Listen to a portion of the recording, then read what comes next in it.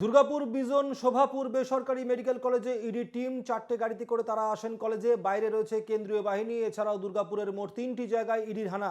সকাল 6:30 নাগাদ তারা ঢোকেন এই মেডিকেল কলেজে।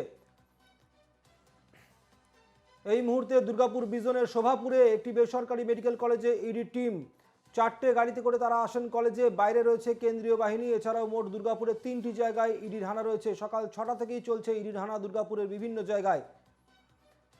সাধন রুজ সরাসরি রয়েছেন আমাদের প্রতিনিধি এই মুহূর্তে। সাধন, শোভাপুরে এই মুহূর্তে ইডি তদন্তকারী অফিসাররা রয়েছেন, আরো বিভিন্ন জায়গায় তল্লাশি রয়েছে, তুমি রয়েছে আইকিউ সিটি হাসপাতালের সামনে, সেখান থেকে এখনো পর্যন্ত কি কি খবর জানা যাচ্ছে? একেবারেই দেখো, সকাল থেকে কিন্তু ইডির যে টিম, সেই টিম ইতিমধ্যেই পশ্চিম বর্ধমান জেলার 3 জায়গায় হানা দিয়েছে। এবং যেরকম এই মুহূর্তে আমরা রয়েছি দুর্গাপুরের শোভাপুর লাগোয়া যে বেসরকারি হাসপাতাল, যে কলেজ রয়েছে মেডিকেল কলেজ, সেই মেডিকেল কলেজ আইকিউ সিটি হাসপাতালে কিন্তু ইডির টিম রয়েছে। প্রায় 4টে গাড়ি করে ইডির যে আধিকারিকরা আসেন এবং বাইরে কিন্তু সশস্ত্র কেন্দ্র বাহিনী রয়েছে, এই বাইরে মোতায়েন করা রয়েছে।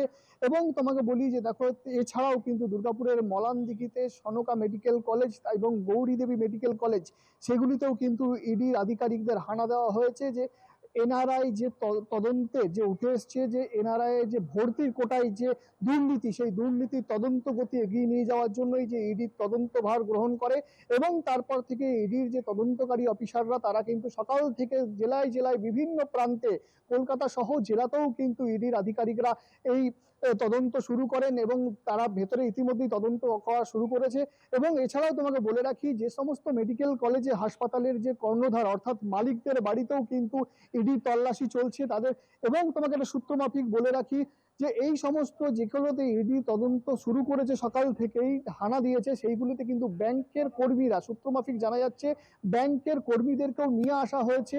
এই তদন্তের অগ্রগতি এবং কি কারণেই বা নিয়ে যাওয়া হয়েছে সেটা কিন্তু এখনো পরিষ্কার নয়। সেরকম ভাবেই তোমাকে জানিয়ে রাখি, দেখো ইতিমধ্যেই যে সেইসব জওয়ানরা তারা কিন্তু এই যে আইকিউ সিটি হাসপাতাল তার বাইরে পহরায় রয়েছে। ভেতরে কিন্তু প্রবেশ করতে দেওয়া হচ্ছে না, সবাইকে জিজ্ঞাসাবাদ করেই কিন্তু ভেতরে প্রবেশ করতে দেওয়া হচ্ছে। সুমিত দা। বেশ, ধন্যবাদ সাধন।